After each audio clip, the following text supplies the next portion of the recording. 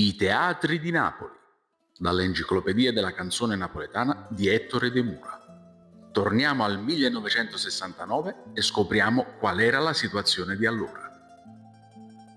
Teatro Antonio Petito, teatro di marionette in via Marina, all'angolo di via Duomo. Ebbe vita breve, nell'ultimo ventennio del 1800. Era gestito da Riccardo Senise, fra i più valenti pupanti di Napoli.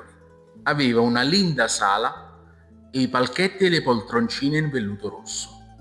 Si rappresentavano a puntate le storie dei reali di Francia.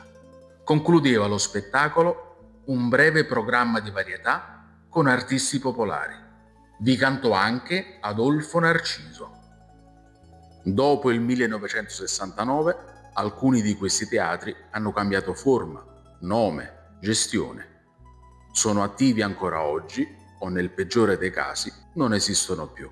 Ma tutti sono stati palcoscenico per molti artisti che hanno creato quel grande bagaglio di cultura nato a Napoli. Non vi scordate